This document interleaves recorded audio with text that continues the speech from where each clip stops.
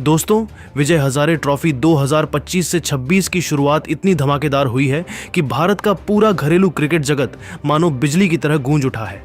पहले ही दिन जिस तरह अलग अलग मैदानों पर रोमांच, रिकॉर्ड, तूफानी बल्लेबाजी और शानदार गेंदबाजी देखने को मिली, उसने इस टूर्नामेंट को एक नए मुकाम पर पहुंचा दिया है। चाहे बात हो दिल्ली के लिए विराट कोहली के शतकीय तूफान की, मुंबई के लिए रोहित शर्मा के धमाकेदार शतक की, बिहार के वैभव सूर्यवंशी और सकीबुल गनी की ऐतिहासिक पारियों की, झारखंड के ईशान किशन के विस्फोट की, कर्नाटक के देवदत्त पडिक्कल की क्लासिक इनिंग की, या उत्तर प्रदेश के ध्रुव जुरैल और रिंकू सिंह के कमाल के प्रदर्शन की, हर जगह सिर्फ एक ही बात सुनाई दी। इस बार विजय हजारे का स्तर कुछ अलग ही होने वाला है। जयपुर से लेकर रांची, बेंगलुरु से अहमदाबाद और राजकोट तक हर मैदान ने अपना एक अलग इतिहास लिखा। कहीं टीमों ने 400 से ज्यादा का स्कोर खड़े किए, तो कहीं बल्लेबाजों ने लिस्ट ए क्रिकेट की गति, ताकत और क्लास का ऐसा प्रदर्शन किया जिसकी मिसाल कम ही देखने को मिलती है। वहीं गेंदबाजी में भी जीशान अंसारी, अक्षराज, प्रसिद्ध कृष्णा और अन्य गेंदबाजों ने अपनी धार दिखाकर मैचों को रोमांचक मोड़ दिए। इस बार का टूर्नामेंट सिर्फ खिलाड़ियों का मुकाबला नहीं, बल्कि युवाओं की भूख, सीनियर्स का अनुभव और घरेलू क्रिकेट की गहराई का शानदार मिश्रण बन चुका है। हर मैच में कोई न कोई नया हीरो उभर रहा है, कोई रिकॉर्ड टूट रहा है और फैंस को लगातार नए नए सरप्राइज मिल रहे हैं। तो दोस्तों, इन सभी मुकाबलों में हुआ क्या, किसने खेली सबसे धमाकेदार पारी, किसने दिखाया गेंदबाजी का कमाल, कौन उभरा अपनी टीम का संकट मोचक और किन किन खिलाड़ियों ने पहले ही दिन चयनकर्ताओं के दिमाग में दस्तक दे दी, ये सब हम आपको आगे एक एक करके बताने वाले हैं। अगर आप घरेलू क्रिकेट के सच्चे फैन हैं तो जुड़े रहिएगा, क्योंकि विजय हजारे का ये सीजन अभी शुरू ही हुआ है और आगे आग ही आग है। दोस्तों, आज जयपुर के सवाई मानसिंह स्टेडियम में मुंबई और सिक्किम के बीच खेल गया। इस मैच में सिक्किम ने पहले बल्लेबाजी करते हुए विकेटकीपर अशीक थापा 79 रन, क्रांति कुमार 34 रन और रॉबिन लिंबू 31 रनों के दम पर 50 ओवरों में 7 विकेट के नुकसान पर 236 रनों का सम्मानजनक स्कोर बनाया। जब मुंबई की टीम 279 रनों के लक्ष्य का पीछा करने उतरी, पूरे मैदान की निगाहें सिर्फ एक इंसान पर थीं, रोहित शर्मा। सिक्किम की टीम भले ही 239 का सम्मानजनक स्कोर खड़ा कर चुकी थी, लेकिन जिस अंदाज में रोहित क्रीज पर उतरे, तुरंत महसूस हो गया कि मुंबई के पास यह लक्ष्य सिर्फ एक औपचारिकता है। दूसरे छोर पर युवा अंगकृष रघुवंशी थे, जिन्होंने शुरुआत में थोड़ा समय लेकर पारी को सेट करना शुरू किया, लेकिन रोहित का अंदाज बिल्कुल अलग ही था। पहले ही कुछ गेंदों में उनका फुटवर्क, टाइमिंग और आत्मविश्वास बता रहा था कि आज कुछ बड़ा होने वाला है। रोहित शर्मा ने पेसरों के खिलाफ क्लास दिखाते हुए शुरुआत की। फुल लेंथ गेंदों को उन्होंने कवर और एक्स्ट्रा कवर के ऊपर से शानदार चौकों में बदला, जैसे गेंद बल्ले से नहीं बल्कि रेशम से निकल रही हो। सिक्किम के गेंदबाजों ने थोड़ी छोटी गेंद डालने की कोशिश की, लेकिन वही तो रोहित का पसंदीदा एरिया है।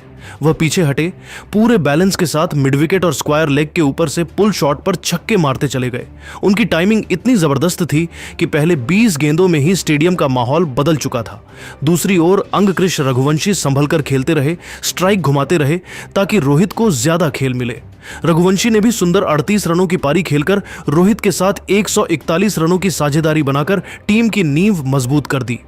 लेकिन जैसे ही रघुवंशी आउट हुए, रोहित का गियर और ऊपर शिफ्ट हो गया। सिक्किम के कप्तान ने स्पिन लाकर रोहित को रोकने की कोशिश की, लेकिन नतीजा उल्टा हुआ। Left arm spinner Gurinder Singh की पहली ही गेंद पर रोहित कदम निकालकर लॉन्ग ऑफ के ऊपर विशाल छक्का लगा बैठे। इसके बाद जो हुआ वह दर्शकों के लिए एक लाइव मास्टर क्लास थी। रोहित ने स्पिनरों को कभी स्वीप, कभी स्लॉग स्वीप, तो कभी सीधे बल्लेबाजी के क्लासिक ड्राइव से बाउंड्री पार भेजा। एक ओवर में रोहित ने 2 चौके और एक छक्का जड़कर पूरा दबाव सिक्किम पर डाल दिया। गेंदबाजों के चेहरों पर हताशा साफ दिखने लगी थी। रोहित की बल्लेबाजी की खूबसूरती यह थी कि वह सिर्फ ताकत नहीं बल्कि दिमाग का भी इस्तेमाल कर रहे थे। फील्डिंग सेट देखकर शॉट चुनना, गैप में चौके निकालना और खराब गेंदों को बिना दया के बाउंड्री के बाहर भेजना, यह सब रोहित की अनुभवी बल्लेबाजी का हिस्सा था। 29वें ओवर में उन्होंने 94 गेंदों पर अपना विशाल शतक पार किया और फिर अचानक रफ्तार बढ़ा दी। 155 रनों की इस तूफानी पारी में 18 चौके और 9 छक्के शामिल थे। हर छक्का ऐसा लगता था जैसे गेंद आसमान चीरकर जा रही है। रोहित जिस सहजता से बल्ला घुमा रहे थे, उससे लगता था कि यह लक्ष्य मुंबई के लिए बिल्कुल भी चुनौती नहीं। अंत में रोहित ने टीम को बड़ी आसानी से जीत के करीब पहुंचा दिया। उनके आउट होने के बाद सरफराज खान और मुशीर खान ने मैच को आराम से खत्म किया। मुंबई ने 30.3 ओवरों में ही 2 विकेट गंवाकर 237 रन बनाकर मुकाबला 17 ओवर पहले जीत लिया। यह पारी सिर्फ एक बल्लेबाजी नहीं थी, यह रोहित शर्मा का क्लास, उनका अनुभव और उनका प्रभुत्व था। सिक्किम के गेंदबाज चाहे जो भी लाइन लेंथ डालें, रोहित के लिए हर गेंद रन बनाने का मौका बन चुकी थी। वही दोस्तों, दूसरी तरफ बेंगलुरु के चिन्नास्वामी स्टेडियम में आम दिनों की तरह आज भी भीड़ थी, लेकिन आज की भीड़ की धड़कनें कुछ और ही बोल रही थीं। वजह साफ थी, विराट कोहली।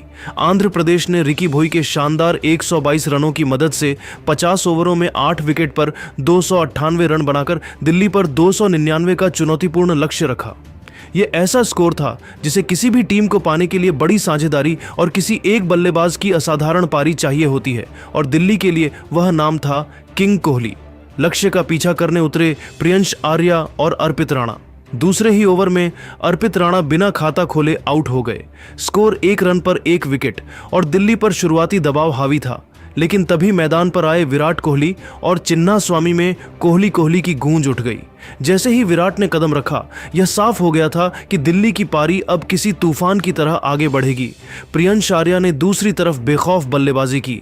उन्होंने आंध्र के गेंदबाजों को शुरुआत में ही अपना इरादा दिखा दिया। 44 गेंदों में 74 रनों की ताबड़तोड़ पारी, जिसमें 7 चौके और 5 छक्के शामिल थे। खासकर सौरभ कुमार के ओवर में लगाया गया बैक टू बैक छक्का मैदान में बैठे दर्शकों को झूमने पर मजबूर कर गया। 12.2 ओवर में जब प्रियंश आउट हुए, दिल्ली 114 रन बना चुकी थी और जीत की राह पर मजबूत कदम रख चुकी थी। दिल्ली का पीछा विराट कोहली के बल्ले से लिखी गई एक शानदार कहानी बन चुका था। उन्होंने शुरुआत से ही स्ट्राइक रोटेट की, खराब गेंदों को सजा दी और अच्छे गेंदों को सम्मान। उनकी शॉट सिलेक्शन इतनी सटीक थी कि आंध्र के गेंदबाज समझ ही नहीं पा रहे थे कि उन्हें कहां गेंद डालनी है। कवर ड्राइव बिल्कुल एक पोस्ट कार्ड जैसा, फ्लिक शॉट घुटनों से उठता हुआ एलिगेंस, पुल शानदार टाइमिंग के साथ ग्राउंड के बाहर जाता हुआ। हर शॉट स्टेडियम में गूंज बनकर फूट रहा था। विराट ने जैसे गेंदबाजी को अपने हिसाब से मोड़ लिया था। उनकी क्लास, शांति और रन चेज में महारत देखने लायक थी। विराट ने अपनी पारी के दौरान 101 गेंदों का सामना किया और 131 रन बनाए, 14 चौके और 3 छक्के के साथ। ये सिर्फ पारी नहीं थी, ये एक ऐलान था कि क्यों आज भी रन चेज के बादशाह उन्हें ही कहा जाता है। विराट के साथ नीतीश राणा ने भी शानदार क्रिकेट खेला। उन्होंने शुरुआत में स्ट्राइक रोटेट की और फिर जैसे जैसे सेट हुए, बड़े शॉट्स भी खेलने शुरू कर दिए। 50 गेंदों में 66 रन, जिसमें 8 चौके और 1 छक्का शामिल था। उनकी विराट के साथ साझेदारी ने आंध्र की उम्मीदें खत्म कर दी। जब दिल्ली की जीत बस कुछ ही दूर थी, विराट कोहली 32.5 ओवर में आउट हुए, लेकिन तब तक मैच पूरी तरह दिल्ली की मुट्ठी में आ चुका था। आखिरी रन ऋषभ पंत के बल्ले से आया और दिल्ली ने यह मुकाबला 7 विकेट से जीत लिया। यह मैच साबित करता है कि जब दिल्ली की बल्लेबाजी में किंग कोहली मौजूद हो तो 299 जैसा टारगेट भी छोटा लगने लगता है। उनकी पारी खेल नहीं, एक चेजिंग मास्टर क्लास थी, जिसका गवाह आज पूरा चिन्नास्वामी बना। इसके अलावा दोस्तों, रांची के ओवल क्रिकेट स्टेडियम में आज बिहार ने जिस तरह का क्रिकेट खेला, वह सिर्फ एक मैच नहीं बल्कि एक ऐतिहासिक तूफान था। कप्तान शकीबुल गनी ने टॉस जीतते ही पहले बल्लेबाजी का फैसला किया और जो कुछ इसके बाद हुआ, उसने पूरे भारतीय घरेलू क्रिकेट को हिलाकर रख दिया। शुरुआत भले ही मंगल महरूर के 33 रनों से हुई, लेकिन असली कहानी तो दूसरे ओपनर वैभव सूर्यवंशी ने लिखी। वैभव जिस लय में दिखे, उसे देखकर ऐसा लगा कि यह बल्लेबाज किसी अलग ही दुनिया से बल्लेबाजी करने आया हो। शुरू के कुछ ओवर उन्होंने परखा, लेकिन जैसे ही उनकी आंखें गेंद को पढ़ने लगी, मैदान का हर कोना उनका निशाना बन गया। वैभव ने अरुणाचल के हर गेंदबाज को बिल्कुल ध्वस्त कर दिया। बैकफुट पर खड़े होकर कट, फ्रंट फुट पर कदम निकालकर कवर ड्राइव, और जब भी गेंदबाजों ने शॉर्ट गेंद डाली, तब पुल शॉट ने गेंद को स्टैंड में भेज दिया। उनकी 190 रनों की विस्फोटक पारी में 16 चौके और 15 छक्के शामिल थे। स्ट्राइक रेट ऐसा कि गेंदबाजों के चेहरों पर बेबसी साफ दिख रही थी। हर छक्का मैदान के माइक्रोफोन पर पड़ती गूंज को कई सेकंड तक हवा में तैरता हुआ छोड़ जाता था। वैभव ने अकेले ही मैच को एक तरफा बना दिया और जब 26.4 ओवर में आउट हुए, तब तक बिहार स्कोरबोर्ड को 260 के पार पहुंचा चुका था। लेकिन बिहार की कहानी यहीं खत्म नहीं हुई थी। इसके बाद मैदान पर उतरे कप्तान शकीबुल गनी और दोस्तों, आज उन्होंने लिस्ट क्रिकेट का वह कीर्तिमान तोड़ दिया जिसकी कल्पना भी मुश्किल है। शकीबुल ने आते ही आक्रामक इरादा दिखा दिया। पहले स्ट्राइक रोटेट की, फिर जैसे ही सेटल हुए, गेंदबाजी पर टूट पड़े। लॉन्ग ऑफ और डीप मिड विकेट की दिशा में उनके छक्के किसी हथौड़े की तरह गेंदबाजों की उम्मीदें तोड़ रहे थे। गनी की बल्लेबाजी में क्लास भी था और क्रूरता भी। शॉट चयन बेहतरीन, फुटवर्क लाजवाब और टाइमिंग ऐसी कि हर हिट में ताकत का तूफान महसूस हुआ। ये वही खिलाड़ी हैं जिन्होंने रणजी डेब्यू में 341 रन जड़े थे और कई लोग उन्हें भारत का अगला विराट कोहली भी कहने लगे हैं। उनकी फिटनेस, स्टाइल, शॉट रेंज और मानसिकता बिल्कुल आधुनिक क्रिकेट की तरह है और आज की पारी ने इसे एक बार फिर साबित कर दिया। आखिरी ओवरों में बिहार ने रन मशीन की तरह बिना रुके रन बनाए और 50 ओवर में 574 रन पर 6 विकेट का अविश्वसनीय स्कोर खड़ा कर दिया, जो लिस्ट ए इतिहास के सबसे बड़े टीम स्कोर में से एक है। 574 रनों के पहाड़ जैसे लक्ष्य का पीछा करते हुए अरुणाचल प्रदेश की टीम शुरुआत से ही दबाव में रही। नीलम ओबी और टेची डोरिया ने कोशिश तो की, लेकिन बिहार की आग उगलती गेंदबाजी के सामने टिक पाना असंभव था। आकाश राज, सूरज कश्यप और सबीर खान ने मिलकर अरुणाचल की बल्लेबाजी को पूरी तरह उधेड़ दिया। लगातार विकेट गिरते रहे, कोई भी साझेदारी बड़ी नहीं बन सकी। कमशा यांगफो ने 32 रनों के साथ थोड़ी कोशिश दिखाई, पर जीत की उम्मीद कभी नहीं जगी। पूरी टीम 42.1 ओवर में 177 रन पर ढेर हो गई और बिहार ने यह मैच 397 रनों से जीतकर इतिहास रच दिया। राजकोट के निरंजन शाह क्रिकेट स्टेडियम में जब उत्तर प्रदेश की टीम बल्लेबाजी करने उतरी, तभी साफ दिख रहा था कि आज उनका इरादा बड़ा स्कोर बनाने का है। ओपनर गोस्वामी ने पारी की नींव गजब की मजबूती से रखी। 81 गेंदों में 81 रन, 10 चौके और एक छक्का यह बता रहा था कि वे हर उस गेंद को सीमा रेखा तक ले जाएंगे जो जरा भी ढीली मिली। उनके शॉट सिलेक्शन में परिपक्वता और क्लास दोनों झलक रही थी। दूसरे छोर से आर्यन जुयाल ने शुरू में थोड़ा समय लिया, लेकिन धीरे धीरे उन्होंने भी गियर बदलना शुरू किया। उनकी 96 गेंदों पर 80 रनों की संयमित पारी ने बल्लेबाजी क्रम को स्थिरता दी। उन्होंने थायगराजन की गेंदों को खासतौर पर निशाना बनाया। कई बेहतरीन कवर ड्राइव और स्ट्रेट ड्राइव ने दर्शकों की तालियां लूट लीं। लेकिन यूपी की बल्लेबाजी का असली तूफान आया ध्रुव जुरैल के रूप में। विकेटकीपर बल्लेबाज ध्रुव ने आते ही रण गति को तेज कर दिया। 61 गेंदों पर 80 रनों की उनकी धमाकेदार पारी में 14 चौके और एक छक्का शामिल था। उन्होंने मिड विकेट और पॉइंट के बीच के गैप को बार बार भेदा और स्पिनरों पर स्वीप ऑफ रिवर्स स्वीप से दबाव बढ़ाया। जुरैल की टाइमिंग इतनी गजब की थी कि गेंद हवा चीरती हुई स्टैंड तक पहुंचती। अंत में रिंकू सिंह ने अपनी ताबड़तोड़ स्टाइल में 48 गेंदों पर 67 रन जड़कर पारी को विस्फोटक अंत दिया। उनके 6 चौके और 2 छक्के बता रहे थे कि वह क्यों भारत के सबसे भरोसेमंद फिनिशरों में से एक माने जाते हैं। कुल मिलाकर यूपी ने 50 ओवर में 5 विकेट के नुकसान पर 324 रन का बड़ा स्कोर खड़ा किया। एक ऐसा स्कोर जो किसी भी टीम पर भारी पड़ सकता है। 325 रन के लक्ष्य का पीछा करने उतरी हैदराबाद की शुरुआत उत्साहजनक रही। तन्मय अग्रवाल ने आते ही आक्रामक इरादा दिखा दिया। उनकी 43 गेंदों में 53 रनों की पारी में 9 चौके और 2 छक्के शामिल थे। हर शॉट इतनी टाइमिंग से खेला गया कि गेंदबाजों के लिए लाइन लेंथ पर टिकना मुश्किल हो गया। तन्मय ने खासकर फ्रंट फुट पर आगे बढ़कर कवर ड्राइव और बैक फुट पर कट शॉट से यूपी की पेस अटैक पर दबाव बनाया। जब भी गेंद थोड़ी शॉर्ट हुई, तन्मय ने उसे पुल शॉट से बाउंड्री के बाहर पहुंचाया। उनकी बल्लेबाजी में वही क्लास नजर आया जिसने उन्हें घरेलू क्रिकेट का बड़ा नाम बनाया है। लेकिन तन्मय के आउट होते ही हैदराबाद की पारी लड़खड़ाने लगी।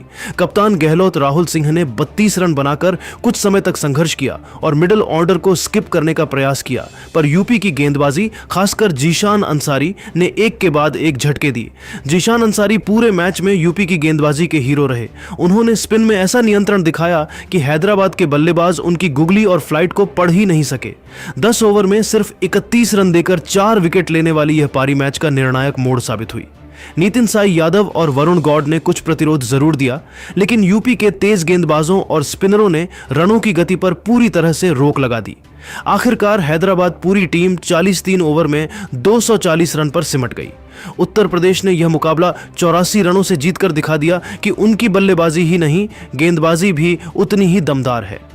वही दोस्तों, अहमदाबाद के नरेंद्र मोदी क्रिकेट स्टेडियम में झारखंड की टीम आज एक अलग ही इरादे के साथ उतरी थी। शुरुआत भले ही संभल कर हुई हो, लेकिन विकेट लगातार गिरते रहे। उत्कर्ष सिंह, शुभम शर्मा और शिखर मोहन वापस लौट चुके थे और स्कोरबोर्ड पर 3 विकेट 110 रनों पर दिखाई दे रहा था। ऐसा लग रहा था कि झारखंड की पारी दबाव में टूट सकती है, लेकिन तभी आया असली धमाका, ईशान किशन का एंट्री सीन, जिसने पूरे मैच का रंग बदल दिया। ईशान किशन, जो इस साल आईपीएल और टीम इंडिया के लिए लगातार शानदार फॉर्म में रहे हैं, आज भी उसी अंदाज में दिखे। क्रीज पर आते ही उन्होंने स्ट्राइक घुमाई, गैप खोजे और फिर अपने प्राकृतिक खेल का प्रदर्शन शुरू किया। उनके कवर ड्राइव में क्लास था, पुल शॉट में ताकत और स्वीप में नजाकत। ईशान ने स्पिनरों को पूरी तरह हावी होकर खेला, कभी आगे बढ़कर लॉन्ग ऑफ के ऊपर से छक्का तो कभी बैकफुट पर जाकर पॉइंट की दिशा में चौका। लेकिन असली धमाका तब शुरू हुआ जब ईशान ने ध्रुव प्रभाकर के ओवर में लगातार 3 आक्रामक शॉट खेले, एक फ्लिक, एक पुल और एक लॉन्ग ऑन के ऊपर से छक्का।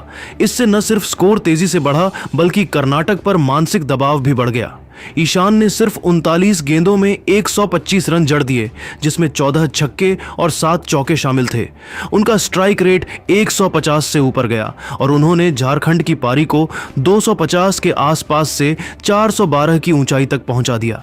ईशान किशन की इस पारी ने साबित कर दिया कि वे सिर्फ एक विकेट कीपर नहीं बल्कि भारत के सबसे विस्फोटक सफेद गेंद बल्लेबाजों में से एक हैं। कर्नाटक ने 413 रनों के पहाड़ जैसे लक्ष्य का पीछा करते हुए शुरुआत दमदार की। कप्तान मयंक अग्रवाल ने आक्रामक अंदाज अपनाया और 34 गेंदों में 54 रन बनाकर टीम को तेज शुरुआत दी। लेकिन मयंक के आउट होने के बाद पूरी जिम्मेदारी देवदत्त पडिक्कल के कंधों पर आ गई और उन्होंने इस जिम्मेदारी को ऐसे संभाला जैसे यह उनके करियर का सबसे महत्वपूर्ण दिन हो। देवदत्त पडिक्कल की बैटिंग की खासियत है उनकी टाइमिंग और आज उन्होंने उसी ताकत का सबसे शानदार प्रदर्शन किया। वे गेंद की लाइन में आकर हर शॉट को जादुई बना रहे थे। उनका कवर ड्राइव मैदान की सबसे खूबसूरत तस्वीर लग रहा था। स्पिनरों के खिलाफ उन्होंने कदमों का बेहतरीन इस्तेमाल किया, कभी आगे बढ़कर स्ट्रेट ड्राइव तो कभी पीछे हटकर कट और पुल शॉट। 109 के स्कोर पर जब कर्नाटक मोमेंटम पकड़ रहा था तब पडिक्कल ने अपना असली रूप दिखाया। उन्होंने लगातार बाउंड्री निकालनी शुरू की। सौरभ शेखर और अंकुल रॉय के ओवरों में तो मानो रन बरस रहे थे। उनका खेल बिल्कुल नियंत्रण में था, ना किसी तरह की जल्दबाजी, ना अनावश्यक रिस्क, बल्कि पूरा खेल समझदारी, क्लास और तकनीक पर आधारित। पडिक्कल ने 110 गेंदों में 147 रन बनाए, जिसमें 18 चौके और 7 शानदार छक्के शामिल थे। ये पारी सिर्फ रन बनाने की नहीं बल्कि एक धीरज और उत्कृष्ट क्लास का प्रदर्शन थी। हालांकि वे लक्ष्य तक नहीं ले जा सके, लेकिन उन्होंने मैच को आखिरी ओवरों तक जीवित रखा। कर्नाटक 47.3 ओवर में 5 विकेट के नुकसान पर 413 बनाकर मैच जीत गया और इस जीत के असली हीरो थे देवदत्त पडिक्कल, जिनकी पारी आने वाले वर्षों तक कोचों और युवा खिलाड़ियों के लिए एक मिसाल रहेगी।